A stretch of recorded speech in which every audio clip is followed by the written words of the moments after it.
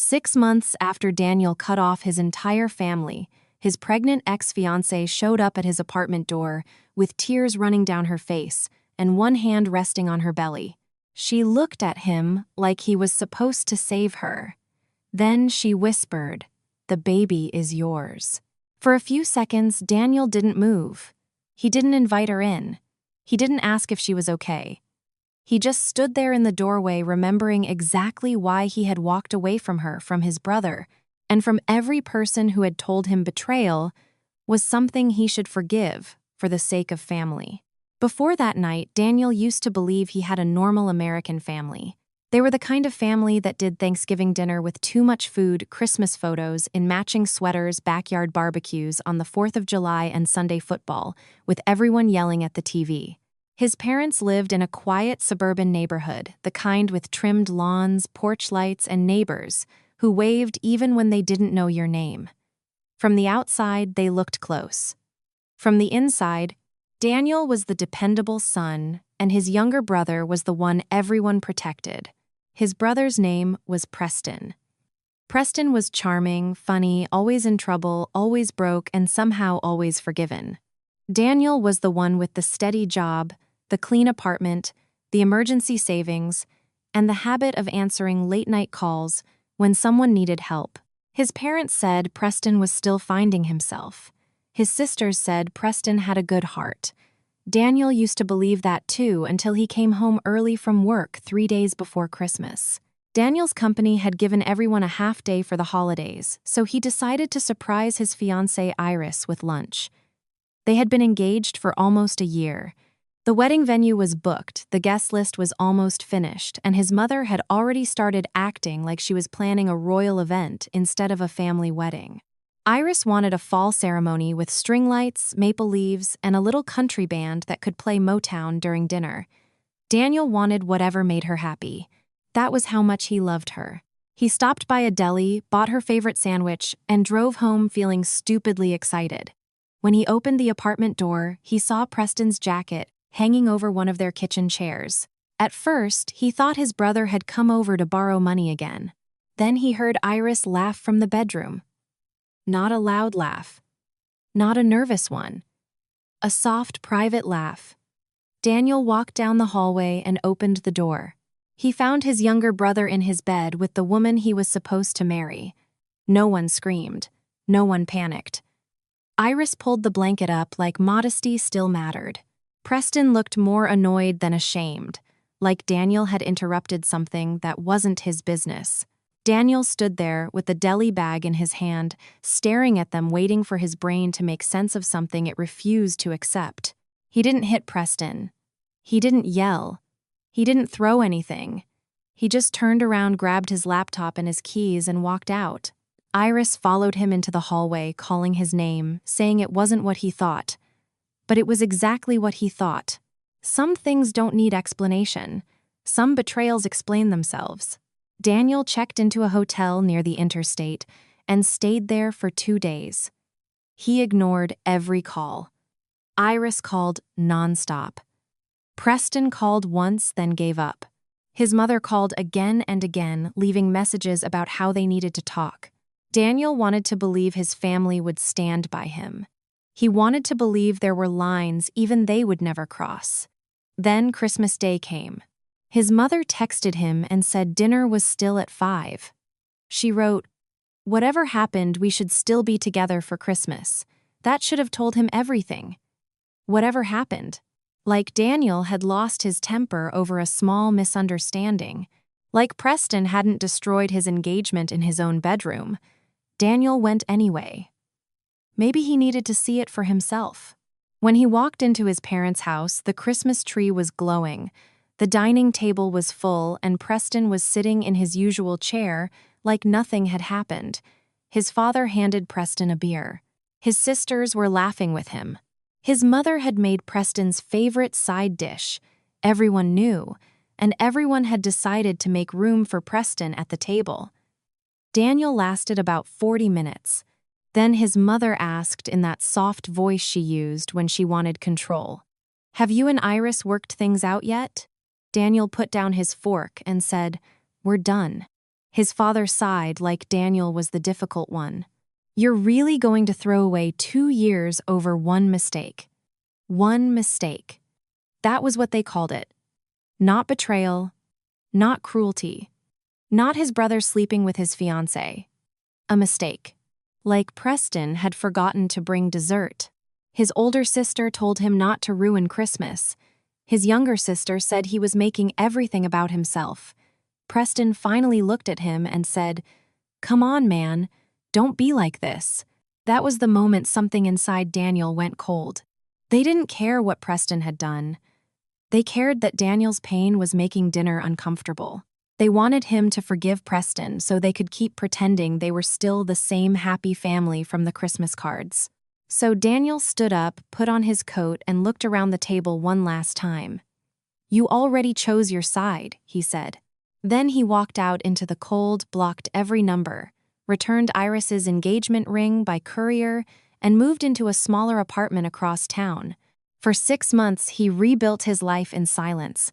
No family dinners, no apologies, no drama, just work the gym quiet nights, and the peace that comes when nobody is asking a man to forgive the unforgivable. And then last Tuesday, Iris knocked on his door. Pregnant. When Daniel saw Iris through the peephole, he didn't open the door right away. He just stood there watching her wipe her face with the back of her hand. She looked different but not broken. Her hair was pulled back, her face was pale, and her belly was impossible to miss under a loose gray maternity sweater. She knocked again, softer this time, like she was afraid the sound itself might push him away. "Daniel, please," she said. "I know you're home. I saw your car." 6 months earlier, that voice could have made him forget his own anger. 6 months earlier, he would have opened the door before she finished saying his name. But 6 months of silence had taught him things. It had taught him the difference between guilt and strategy. It had taught him that tears do not always mean regret. Sometimes they are just another tool in the box. Daniel opened the door, but he didn't step aside.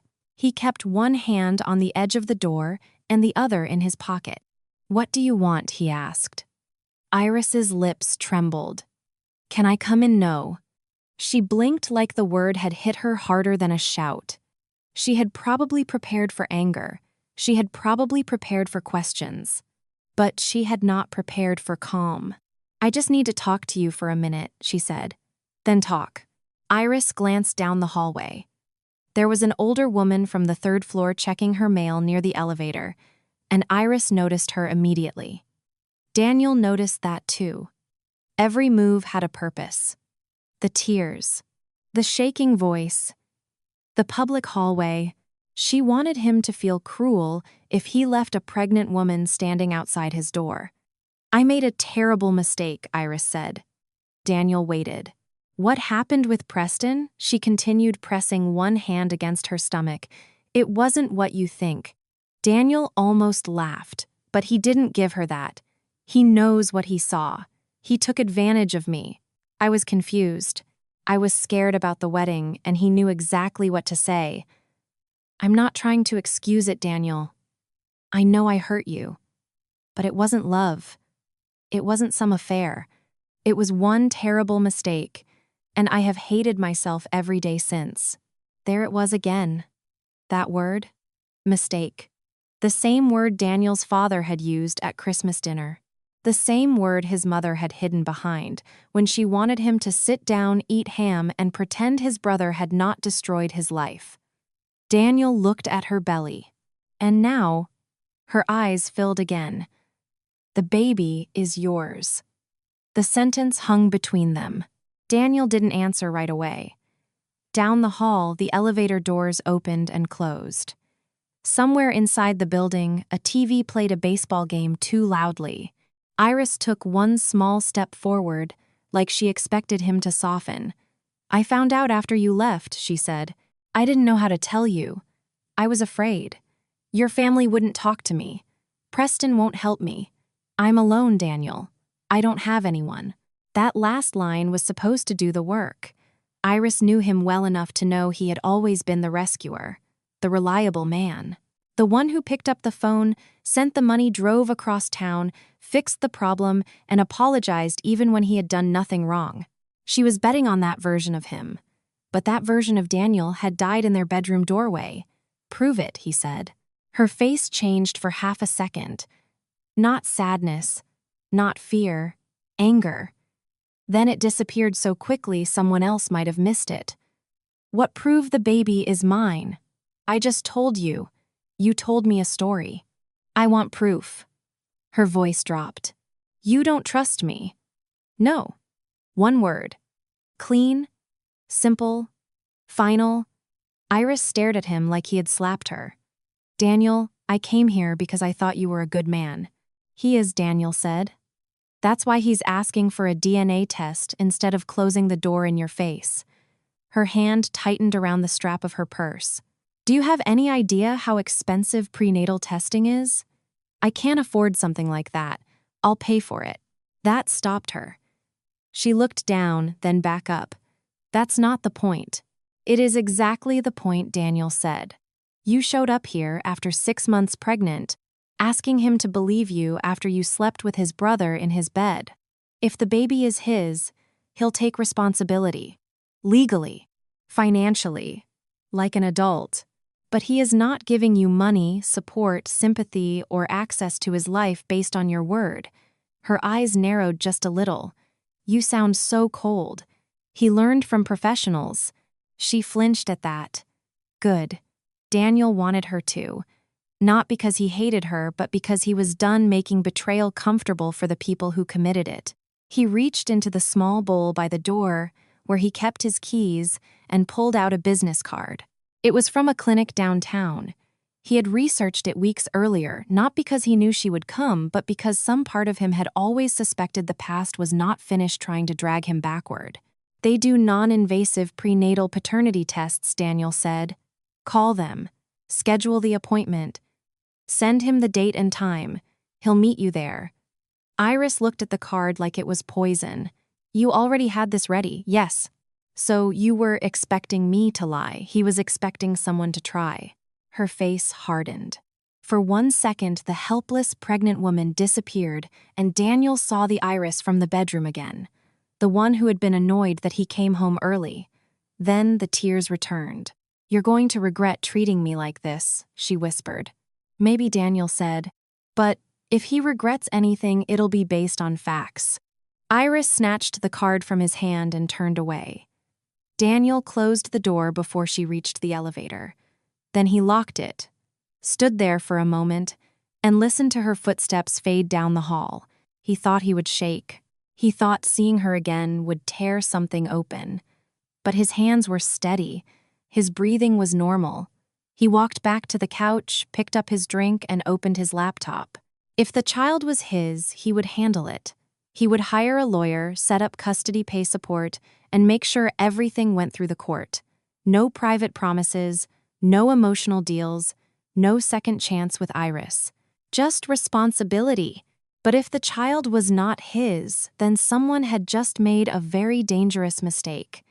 An hour later, an email arrived from Iris. Subject line, "Appointment scheduled." It had the clinic address, the time, and a short message saying they were booked for the following Tuesday. Professional. Efficient. Almost too efficient. Then Daniel noticed something near the bottom of the email header. A recalled CC, Preston's old email address. It had been removed almost immediately, but Daniel's email app had saved it before the recall went through. He stared at the screen, feeling the last piece click into place. They were coordinating. Daniel didn't call Iris. He didn't text Preston. He didn't warn anyone that he had seen it. He saved the email, took screenshots, backed them up to the cloud, and created a folder on his desktop. He named it Evidence. For the next week, Daniel lived like two different people inside the same body. On the outside, he looked calm. He went to work, answered emails, stopped by the grocery store, went to the gym, cooked simple dinners, and watched basketball on TV, like his life had not been dragged back toward the people he had spent 6 months escaping. On the inside, he was collecting everything. Every message, every date, every small detail that proved he was not imagining things just because he was hurt. That night, after Iris sent the clinic appointment, Daniel stayed awake until almost 3 in the morning. He went back through old text messages, emails, bank transfers, photos, and calendar reminders from the months before everything fell apart. There were messages from Preston asking to borrow money. Messages from Iris complaining that Preston was always around. Messages about wedding deposits, holiday plans, family dinners, and Christmas gifts. Nothing by itself was enough to destroy anyone. But together, the pieces showed a pattern Daniel could no longer ignore. Iris and Preston had been close before Daniel caught them. Too close. And when the truth came out, his family had not been confused. They had not needed time to understand. They had simply chosen the version of the story that allowed Christmas dinner to continue. Daniel created a folder on his laptop and named it Evidence. It felt dramatic for about 5 seconds, but then he left it there. Inside, he organized everything by date. December 19th, the day he came home early. December 25th, the Christmas dinner where his family defended Preston. June 18th, the night Iris appeared at his door pregnant. June 18th again, the appointment email with Preston's recalled CC. He saved screenshots, exported emails, backed everything up to the cloud, and copied the most important files onto a flash drive he kept in his desk drawer. Maybe he would never need any of it. But Daniel had learned something hard in those 6 months. When people are willing to rewrite someone's pain records, matter. The following Tuesday, Daniel drove to the clinic downtown. It was in one of those modern medical buildings with tinted windows, quiet carpet, and a small coffee shop in the lobby where everyone pretended not to look at each other. Iris was already there when he arrived. She sat near the window with one hand on her belly and the other wrapped around a paper cup she had not touched. She looked tired, smaller somehow, but Daniel did not let that soften him. She gave him a weak smile. "Hi." Daniel nodded and sat 2 chairs away. For a few minutes, neither of them spoke. Then Iris tried. "How have you been, Daniel?" Took out his phone and opened his work email. "Fine. That's it. She looked hurt, or at least she tried to. "I know this is awkward." Daniel didn't look up. Awkward is running into an old coworker at Target. This is something else. Her mouth closed. Before she could answer, the receptionist called their names. The nurse was professional and kind. She explained the process clearly.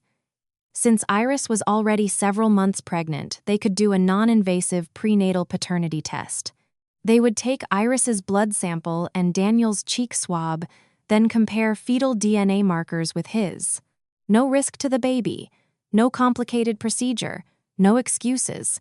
The nurse confirmed their information, asked a few standard questions, and gave them a timeline. Results usually come back within about a week, she said. You'll both receive a secure email. Iris asked if they could also mail a physical copy. Daniel said email was enough. Iris turned to him with that same wounded expression. Don't you want something official? I want the truth, Daniel said. The format doesn't matter. After his cheek swab was done, Iris lingered near the hallway like she expected him to walk out beside her. Daniel didn't. He stopped at the front desk, confirmed that the results would come directly to him, and made sure his contact information was correct. When he turned around, Iris was still waiting. Maybe we could get coffee, she said. Just to talk about what happens after. What happens after depends on the results. And if the baby is yours, then my lawyer contacts you. Her face tightened. Your lawyer, yes. Daniel, it doesn't have to be like that. It absolutely has to be like that. He walked toward the elevators, but Iris followed him a few steps. You're treating me like an enemy, she said. Daniel turned around. No, he's treating you like someone who proved he needs paperwork. That was the last thing he said to her that day. The waiting was strange. Daniel expected panic, but what he felt was quieter and heavier than fear. Patience. Every morning before coffee, before brushing his teeth, before checking the weather, he checked his email. Monday, nothing. Tuesday, nothing.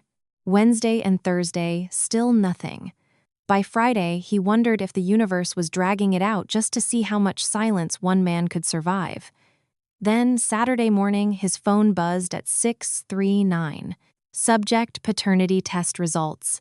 Daniel sat up in bed so fast the blanket slid to the floor. For a moment, he only stared at the email. His thumb hovered over the screen. He knew one click could split his life in two. If the child was his, he would do the right thing. He would not punish a baby for the sins of adults. He would take responsibility, but he would do it legally, carefully, and without ever letting Iris back into his heart. He opened the file. The first line was enough. Probability of paternity 0%. Not low, not uncertain, not further testing recommended. 0.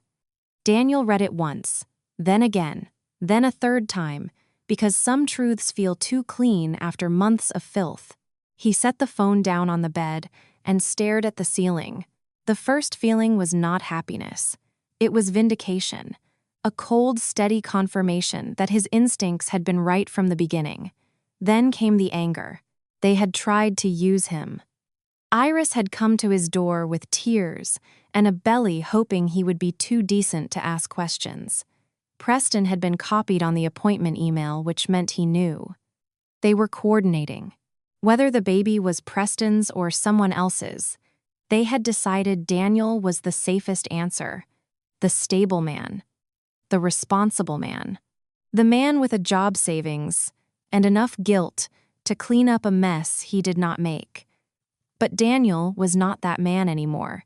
He got out of bed, made coffee, opened his laptop, and created a new document. Not a rant, not a confession. A clean, factual summary.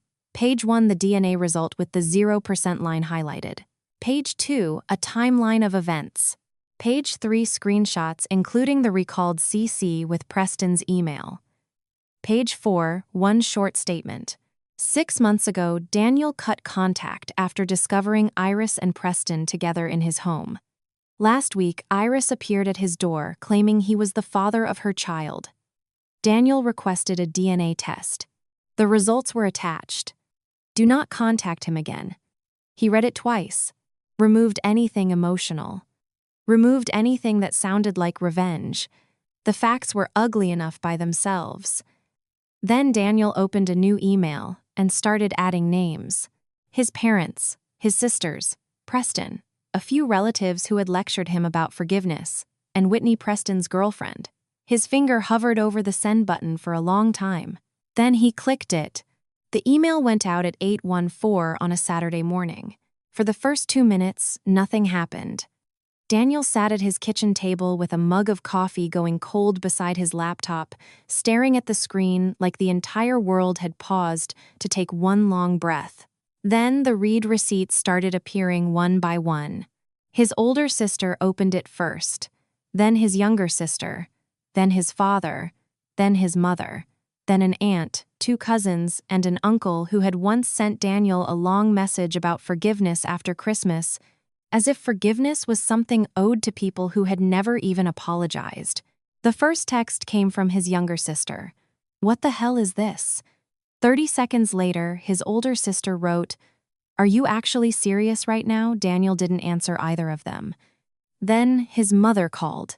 He declined. His father called right after. He declined that too. Then his older sister called. Then Preston. Seeing Preston's name on the screen made something sharp move through Daniel's chest, but it didn't hurt the way it used to. It was smaller now, colder. Like seeing a stain on a shirt he had already decided to throw away. 6 minutes after Daniel sent the email, someone forwarded it into the family group chat he had muted back in December. He unmuted it just to watch. At first, the messages came fast and confused. Is this real? Did anyone talk to Daniel? Why would Iris say the baby was his? Does Preston know about this? Then his mother wrote, "This has to be fake. Preston would never do something like this." Daniel stared at that sentence for a long time. Preston would never. Even after everything, even after the DNA test, even after the timeline, even after the screenshots, his mother's first instinct was still to protect Preston from the truth. His father replied almost immediately. Everyone calm down. We need to discuss this privately as a family. Daniel laughed once quietly alone in his kitchen. Privately as a family. That was always their answer. Keep it inside. Hide the ugly parts. Don't let the neighbors hear. Don't let the church friends find out. Don't let Thanksgiving become uncomfortable. In Daniel's family, truth was never treated like something that could set people free. It was treated like a stain on the carpet, something to cover before guests came over. Daniel typed one message into the group chat. There is no family. Not anymore. Then he muted it again. A minute later, an unknown number called. Normally Daniel would have ignored it, but something made him answer. Hello, the woman on the other end was crying but trying hard not to. Is this Daniel? Yes? This is Whitney, Preston's girlfriend. Daniel closed his eyes. Of all the people who had opened that email, Whitney was the only one he actually felt sorry for. Is it true? She asked. Is Iris pregnant with Preston's baby? Daniel leaned back in his chair. The test proves the baby isn't mine. The rest is something you need to ask him. He told me it only happened once, Whitney whispered. He said it was before we were serious. He said he ended it. Daniel didn't know what to say to that because people like Preston always had a version of the story that made them less guilty. I'm sorry you had to find out this way, he said. But you deserve to know. There was a long silence. Then Whitney said, I feel so stupid. No, Daniel said. You trusted someone who didn't deserve it. That's not the same thing. Whitney started crying harder, and Daniel ended the call before he became her emotional support. Not because he didn't care. He did. But he had spent too much of his life carrying pain that belonged to other people. He was finished doing that. 5 minutes later, Preston texted him. You ruined my life, you piece of garbage. Daniel looked at the message, then typed back. I ruined nothing. You did this. You and Iris. I just stopped letting you make it my problem. Then he blocked him. By noon, Daniel's phone had turned into a weapon. Calls, texts, voicemails. Cousins he had not spoken to in years suddenly had opinions about loyalty. One aunt told him he was being cruel. An uncle said Preston was still his brother. Someone else wrote that Daniel was tearing the family apart over something that could have been handled quietly. Quietly. That word told Daniel everything. They were not angry because Preston had betrayed him. They were angry because Daniel had made the truth visible. Around 2 p.m, someone pounded on Daniel's apartment door. He checked the peephole and saw his parents standing in the hallway. His mother's face was red and swollen from crying. His father looked furious, but not at himself. Never at himself. Daniel, his father said through the door. Open up. We need to talk. Daniel didn't move. His mother leaned closer. Please, sweetheart. We didn't know everything. You knew enough, Daniel said through the door. There was silence on the other side. His father lowered his voice. This isn't how family handles things. No, Daniel said. This is how he handles people who stopped being family. His mother started crying again. We made mistakes. No. Preston made choices. Iris made choices. You defended them. That's not a mistake. That's a pattern. They stayed there for several minutes, knocking, pleading, asking him to open the door like one conversation could erase what they had done. Daniel turned on the TV and raised the volume. Eventually, their footsteps faded down the hallway. That night, Whitney texted him. I broke up with him. He admitted the baby is probably his. He said he wasn't ready to deal with it, so Iris went to you. He called you the backup plan. I'm sorry. You did the right thing. Daniel read the message twice, then set the phone down. The backup plan. That was what he had been to them. Not a son, not a brother, not a man who had been betrayed. A stable option. A wallet with a conscience. The person they expected to absorb the damage, because he always had before.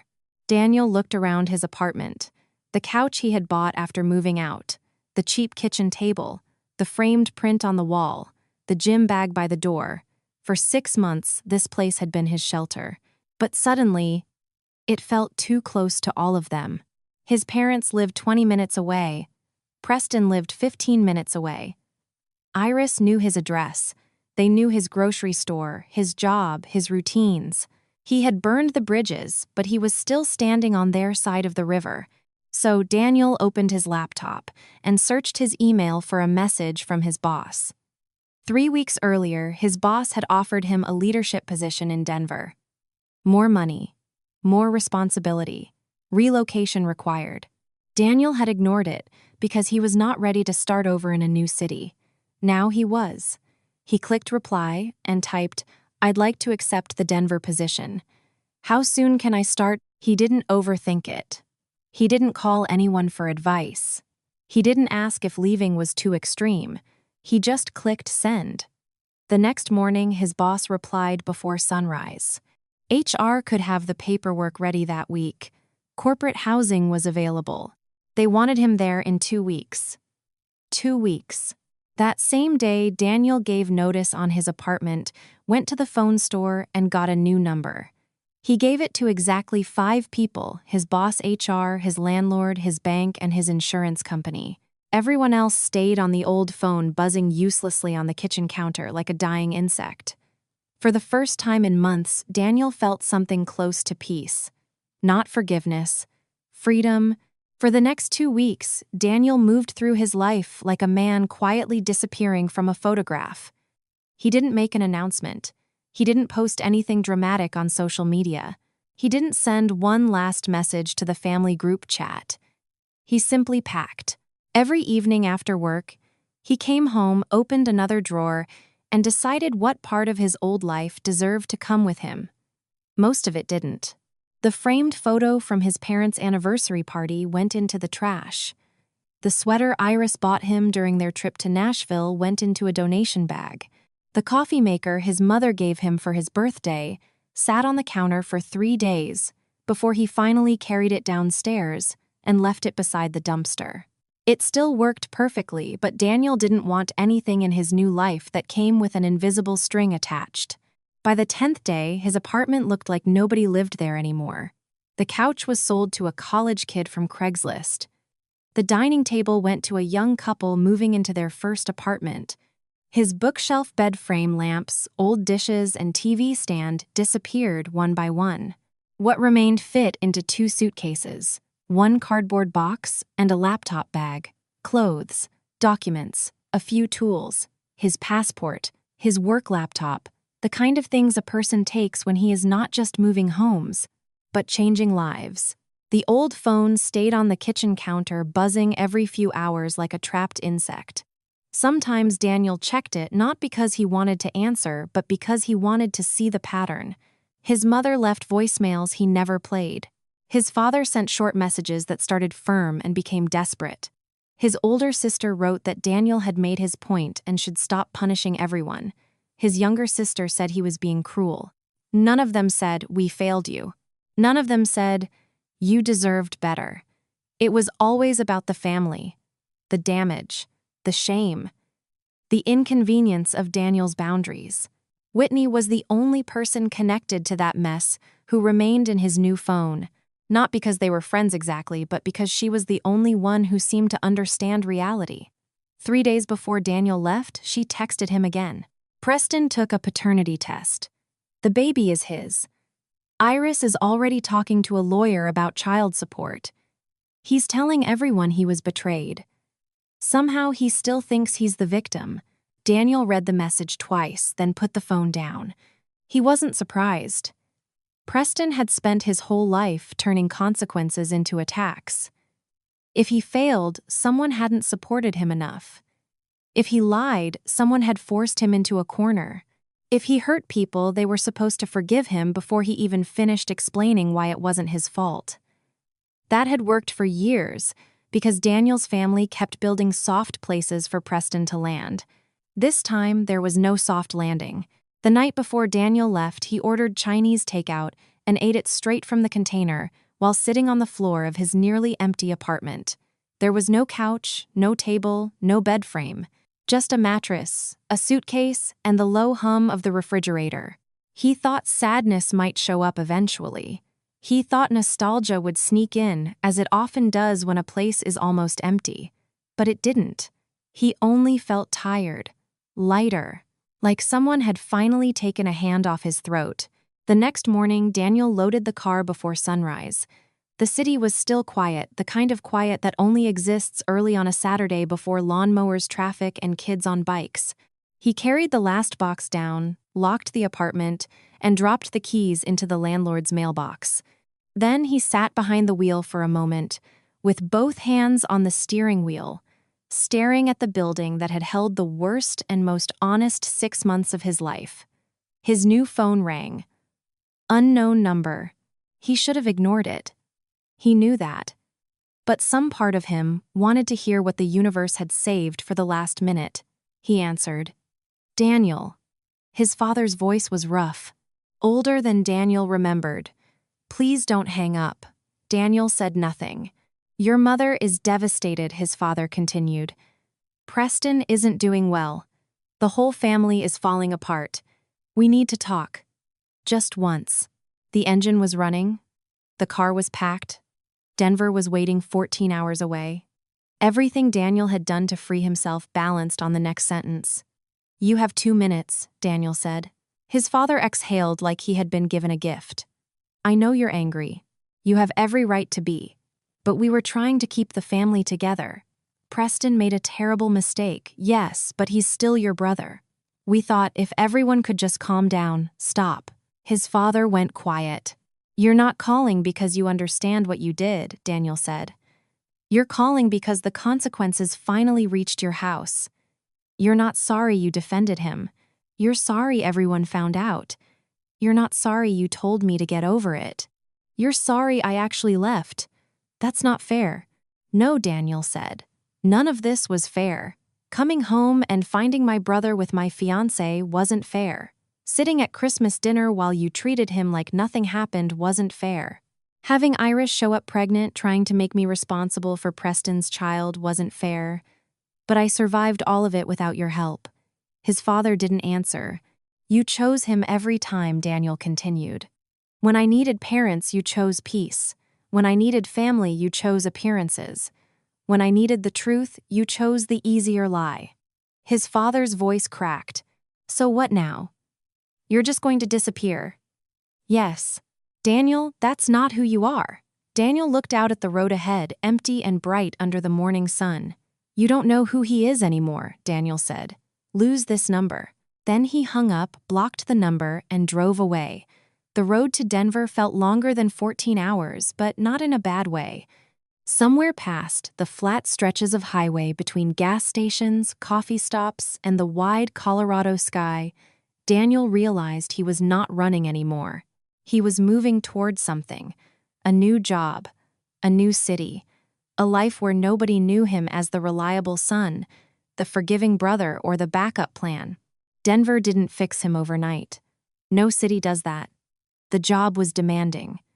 The apartment was temporary. Some nights were still quiet in a way that hurt. But slowly, the quiet changed. It stopped feeling like loss and started feeling like peace. Daniel joined a climbing gym. He made a few friends at work. He learned where to get good tacos and terrible coffee. Months later, he met a woman named Audrey, a civil engineer with a dry sense of humor and no patience for drama. When he finally told her the short version of what had happened, she didn't push for details. She only said, sounds like he chose himself. And she was right.